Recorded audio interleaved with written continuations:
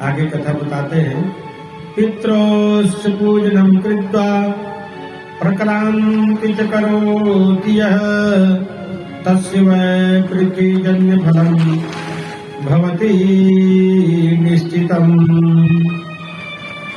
कहते हैं पित्रोश्च पूजनम कृत्वा, जो पुत्र माता पिता की पूजा करके प्रक्रांति च करोति यः, उसकी प्रदक्षिणा करता है, बीच में बिठा करके उसके चारों तरफ घूमता है। प्रदक्षिणा आरती के पश्चात घूमते हैं ना, यानी कानी पापानी, बस उसी प्रकार से माता जी के पिताजी के चारों ओर घूमता है। तस्य वै पृथ्वीजन्य फलम भवति निश्चितम, उसको क्या होता है? तस्य वै, उसको मिलता है पृथ्वीजन्य फलम भवति निश्चितम, पृथ्वी में पूरा भ्रमण करने का फल निश्चित होता है। ध्यान दे करके सुने कि जो माता पिता को बिठा करके चारों ओर परिक्रमा करता है, उसको निश्चित रूप से पूरा पृथ्वी में भ्रमण करने का फल मिलता है। अपहाय गृहे यो वै पितरौ तीर्थमा व्रजेत, और जो माता पिता को घर में अपहाय, बिना भरोसा के बिना सहारा के छोड़ करके तीर्थ के लिए चला जाता है, तस्य पापम तथा प्रोक्तम हनने च तयोर यथा। अब बताइए, हर जगह आप लोग सुने होंगे तीर्थ यात्रा से पुण्य मिलता है, लेकिन यहाँ व्यास जी कहते हैं कि जो माता पिता को घर में दुखित छोड़ के तीर्थ यात्रा करने जाए तो उसको निश्चित पाप होता है। तीर्थ से पाप आप लोग नहीं सुने होंगे, लेकिन यहाँ कह रहे हैं तस्य पापम तथा प्रोक्तम हनने च तयोर यथा। और यदि 25-30 हजार रुपया लेकर के हरिद्वार की गंगा या कहीं गया है बद्रीनाथ, और घर में माता पिता मर गए, तो उसको मर्डर करने का, हत्या का पाप लगता है। हनने च तयोर यथा, हत्या का पाप लगता है।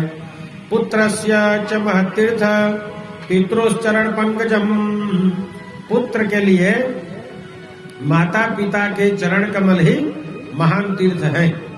पितरोश्चरण पंकजम, चरण कमल में ही माता पिता के सब प्रकार के तीर्थ विराजमान है।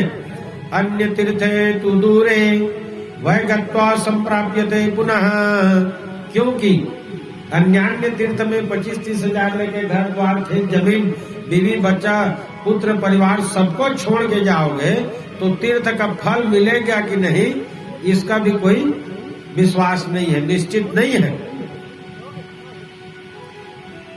इदम सन्नीतम तीर्थम सुलभम धर्म साधनम, और घर में ही बैठे बैठे इदम सन्नीतम, इसी में सब साधन भूत तीर्थ सुलभम धर्म साधनम, धर्म के साथ सुलभ है। लेकिन आज आदमी क्या करता है? छोटा काम करना नहीं चाहता, बड़ा काम करना चाहता है। किसी को पूछेगा कैसे जी चाय पियोगे, तो वो इतनी छोटी सी जबान नहीं हिलाएगा, हाँ नहीं, तो 5 किलो तो पूरी हिलाता है, हाँ नहीं, बड़ा काम करना चाहता है। सर मत हिला, थोड़ा जबान हिला दे, हाँ नहीं। अब सूरदास जी को सर हिलाओगे कुछ समझे नहीं आएगा, क्या समझेंगे? उनको जबान से कहोगे तब समझ में आएगा। तो जबान नहीं हिलाएगा, वो सिर हिलाता है, बड़ा काम करना चाहता है। घर में जो माता पिता है उनकी सेवा करेगा नहीं, तीर्थ जाएगा। बताइए, ये दोष है। आगे कहते हैं सर्वतीर्थमयी माता सर्वदेव मया पिता मातरम पितरम तस्वा सर्वयत्नेन पूजयेत्। समस्त प्रकार के तीर्थ माता पिता के चरण कमल में है, इसलिए इनको छोड़ करके तीर्थ यात्रा इत्यादि में भी पुण्य होना संभव नहीं है। दूसरा चीज, एक समय की बात है, एक लुलू साहू नाम का आदमी था, वो तीर्थ यात्रा के लिए गया जगन्नाथपुरी। तो हम देहात के लोग सबके ऊपर भरोसा कर लेते हैं। एक जन आए, बोला बाबा कैसे थोड़ा गुड़ाखू दे, बस दोस्ती हो गई, गुड़ाखू किए। तो बोले बाबा मेरा कपड़ा देखना, मैं नहा के आता हूँ। और वो नहाने गया, गुड़ाखू करके आओ, कहा तुम नहाओ गंगा, मैं कर दो तुमको नंगा, बन जाओ चंगा। लिया कपड़ा लत्ता, भागा, वो बेचारा चट्टी पहन के घूम रहा है। जगन्नाथ गुरु श्याम रामचंद्र की जय। अब तीर्थ में कैसे श्रद्धा बस उसका जी शराब रहा है मेरा, अब पैसा कौड़ी सब लेके वहां से कैसे वापस आए, क्या कपड़ा पहने, चड्डी पहन घूम रहा है। ये सब तीर्थ स्थान का महत्व बिगड़ गए हैं। जितने चोर पाखंडी पापी लोग अधिकतर तीर्थ में बैठे हैं, सब कैसे तैसे कर रहे हैं। अब बड़ी मुश्किल से एक जन मिल गए, उनके रिश्ते नाते किधर सरसीमा टाइम की, बोले यार बाबा कहाँ ऐसी सी बात है, तो उसको अपना धोती कपड़ा दिए, अब पहन करके गए। अब उसकी बीवी इधर रखी है बच्चा, एक तो बच्चा था, इधर बैग और 3 तो नारियल उसको लेके जा रही है। एक पुजारी आए, बोले इधर तो बहुत लंबा है, 1-1.5 घंटा में तुम बच्चा और नारियल कितने समय रखोगे, इसलिए नारियल दे तो मैं इधर से पहुंचा देता हूँ और वहां जाकर ले लेना, नारियल फोड़ देना। वो भी समझी वजन हल्का होगा करके बच्चा पकड़ी है, 20 तो नारियल दे दी। पुजारी कहाँ ले भाग गया। अब जाकर उधर लाइन लगाई है, मेरा नारियल नारियल, पुजारी आपका लगाया, कहाँ नारियल, बेकार बोल दिए चल। अब देखिए वहां जाके भी नारियल नहीं चढ़ा पाई, तो तीर्थ स्थान के हाल है। पंडों को भी, उनको भी सोचना चाहिए, बेचारा कितना थक हार के घर द्वार छोड़ के श्रद्धा के साथ आया है, थोड़े मनुष्य जैसे बात कर ले, लेकिन समझे नहीं है उनका। और दूसरा बताए, इसको भी कहे हैं,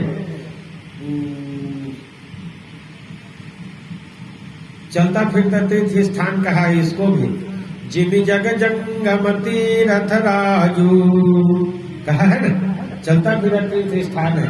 लेकिन इसको भी आज लोग बात बिगाड़ के रख दिए।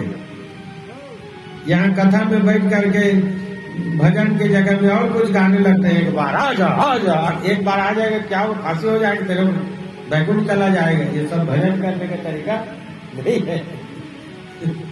गाते हैं ना कहीं जाने, वो सब नहीं गाना चाहिए। जो भगवान के भजन है, नाम, जिस भजन में राम के नाम में, उस भजन को गाना ना चाहिए। जिसमें भगवान राम का नाम नहीं, भजन भी गाने का नहीं है। भगवान के नाम कहीं से कुछ भी आए तो ये हमारा चलता फिरता तीर्थ गंगा है, सत्संग के व्यासपीठ का गंगा को भी बर्बाद कर दें। और तीसरा गंगा बनाते हैं नदी।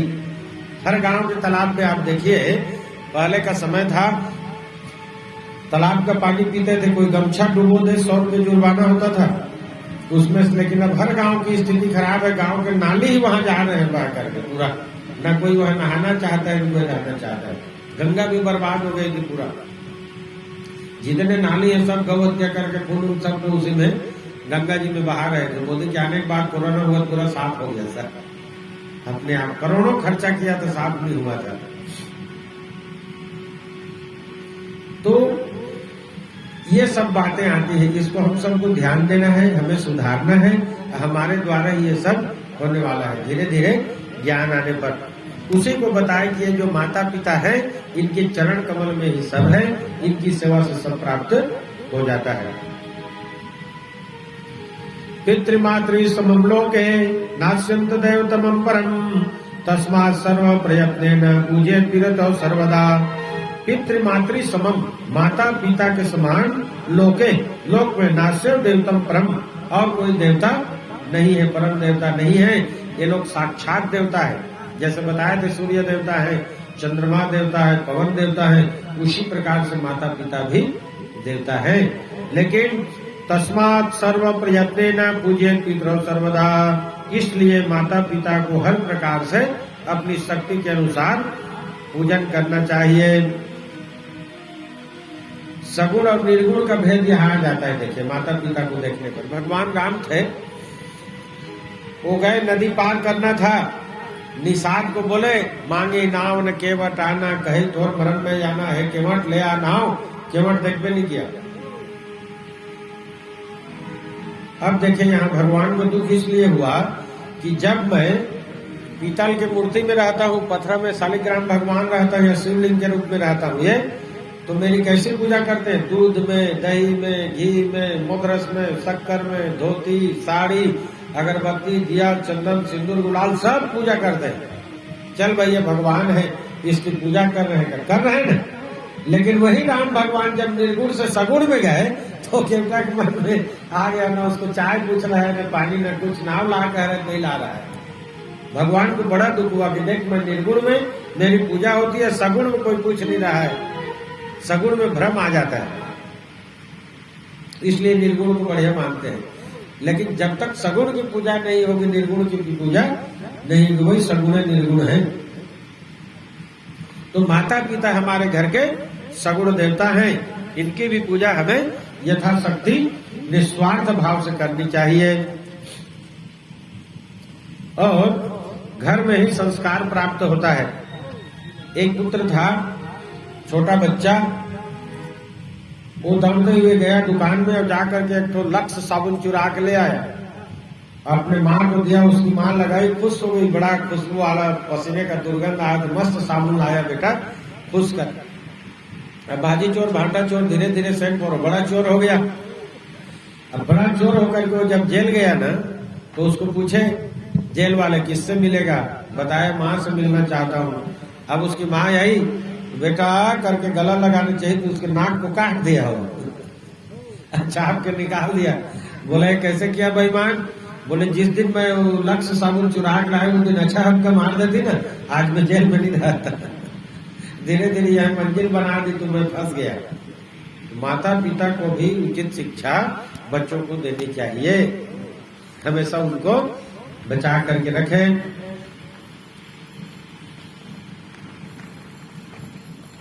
माता पिता के पुण्य से और कई कथाएं सुनाएं कि ये सब देखिए पूजनीय हो गए हैं। कौन?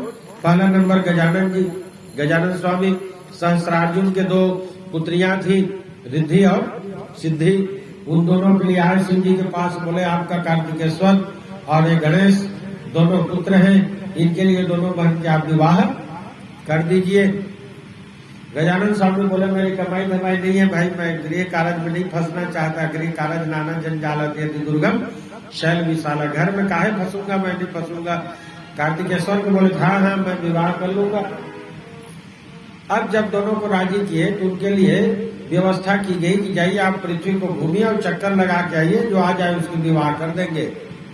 अब 4 स्ट्रोक जैसे मस्त था, मयूर में चढ़े कार्तिकेश्वर रवाना, और गजानन स्वामी बेचारा टीवीएस सेक्शन लूना जैसे स्टार्ट करे, चूहा में बैठे बदक से गिर गए जी। चूहा कितना दौड़े, मोटा आदमी कमर में लगा चोट, बोले अब मैं नहीं जाऊंगा भ्रमण करने। वही प्रार्थना किए, नारद जी प्रकट हुए और बोले कि देख धरती मेरी माता पिता, आसमान माता पिता को धरती के समान माना है, राम राम लिख, माता पिता का भ्रमण कर, तेरा हो गया पृथ्वी भ्रमण। तुरंत राम लिखे, शंकर भगवान पार्वती के चक्कर लगाए, उनका विवाह हो गए। चाह रहे थे, दोनों मिल गया रिद्धि सिद्धि। कार्तिकेश्वर रूठ के भगा, आज तक विवाह नहीं किया। भीष्म पितामह ने भी कोई यज्ञ पूजा पाठ नहीं किया था, सिर्फ अपनी माता और पिता की भक्ति किया, अपने व्रत का पालन किया कि मैं विवाह नहीं करूंगा। बस एक व्रत के कारण वो भी इच्छा मृत्यु को प्राप्त हुए थे। श्रवण कुमार, ये तो विश्व में इनका भजन भी बढ़िया बढ़िया रहता है श्रवण कुमार का, एक से पानी पिया दे बेटा वाला श्रवण कुमार के, तो बहुत सुंदर हुआ श्रवण कुमार। एक बोलिए भक्त भगवान